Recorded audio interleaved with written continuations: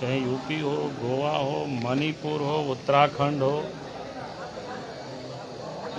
नहीं वहाँ की सरकार ने जो विकास का जो काम किया उस पर वहाँ की जनता ने फिर से मुहर लगा दी और देश के यशस्वी प्रधानमंत्री के कुशल नेतृत्व में देश के जो भारतीय जनता पार्टी के राष्ट्रीय अध्यक्ष जेपी नड्डा जी के संगठन के नेतृत्व में और चुनाव के जो चाणक्य माने जाते हैं अमित शाह जी, इन सब का एक सामूहिक जिसको कहते हैं प्रयास और 5 वर्षों तक उन राज्यों में जो भारतीय जनता पार्टी की सरकार रही, वहाँ के मंत्री, वहाँ के मुख्यमंत्री के नेतृत्व में जो लोगों ने काम किया और आज वहाँ की जनता ने उस पर फिर से मोहर लगाई, क्योंकि अब देश की जनता ने विकास के लिए अब वोट दे रही है, ये बिल्कुल स्पष्ट हो चुका है। चाहे कांग्रेस पार्टी, आपने देखा कि चुनाव के समय विरोधियों ने किस प्रकार से हिंदू मुसलमान करने की लोगों ने कोशिश की। पीछे चुनाव के समय भी आप सबने देखा होगा कि कहाँ कर्नाटक में जो मुस्लिम लड़की को हिजाब पहनाया गया, बहुत लोगों ने प्रयास किया, लेकिन अब उन लोगों के चेहरा से लोग वाकिफ हो चुके हैं, जनता समझ चुकी है कि इन लोगों को विकास से कोई मतलब नहीं है, समाज को न्याय देने से कोई मतलब नहीं है, सिर्फ वोट के लिए राजनीति करते हैं, नोट के लिए राजनीति करते हैं, परिवार के लिए राजनीति करते हैं। वैसे राजनीतिज्ञों को इस चुनाव में बुरी तरह से लोगों ने लताड़ दिया। लेकिन चर्चाएं खूब रही यूपी में काबा करके, तो बता दिया ना फिर से जोगी बात। बाबूला जी, एक चर्चा गाहे थोड़ी सीटें कम हो गई कि इतनी बड़ी जीत मिली है, चारों राज्यों में वापस आ रहे हैं आप। क्या झारखंड की सियासत पर इसका कुछ असर देखने को मिल सकता है?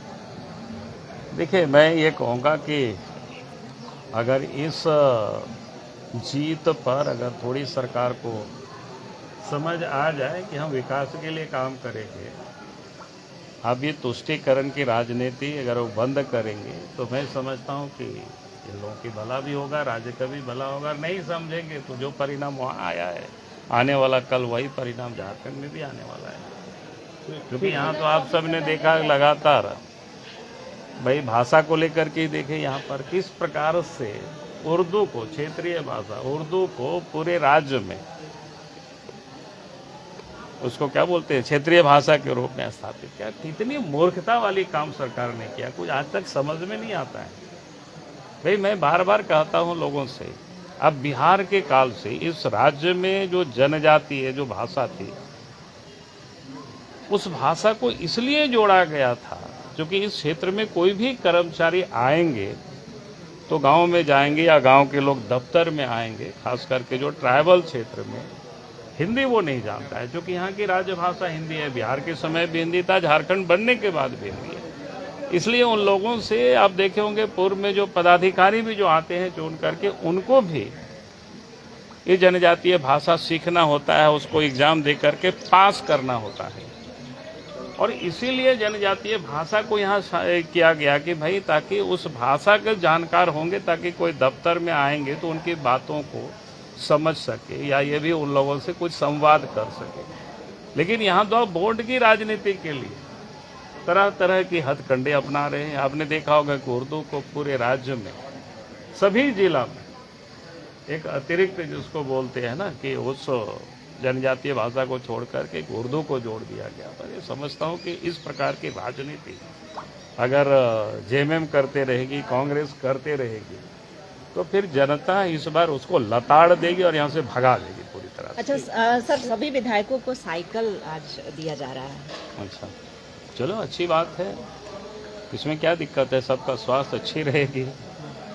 लेकिन मुझे लगता है कि भाई ध्यान में रखना चाहिए, जो बुजुर्ग हो गए वो साइकिल चलाने लायक नहीं होते, अब चला नहीं पाते हैं, वो कैसे करेंगे? उनके लिए तो अतिरिक्त व्यवस्था करनी चाहिए। अब जैसे मेरे लिए है कि मैं अब तो साइकिल पर चढ़ नहीं पाता हूँ, दिक्कतें होती हैं। अरे वो तो सरकार को पहली बार ऐसी परंपरा शुरू हुई है। तो मैं समझता हूँ कि इसलिए मैंने कहा कि इन सारी चीज़ों को ध्यान में सरकार को रखना चाहिए। और क्योंकि सबका अगर ध्यान नहीं रखेंगे अब पता नहीं महिलाओं के लिए लोग क्या ध्यान रखते हैं, क्या दिए हैं, हमें नहीं पता है। अभी आप ही सब लोग चर्चा कर रहे हैं। अब पता नहीं कि वो लोग कौन साइकिल चला पाएंगे, नहीं चला पाएंगे। तो ये सारी चीज़ों को ध्यान में रखना चाहिए। और बिना ध्यान में रखे कुछ भी सरकार निर्णय करेगी तो उसका दुष्परिणाम होता है। साइकिल चला रहे हैं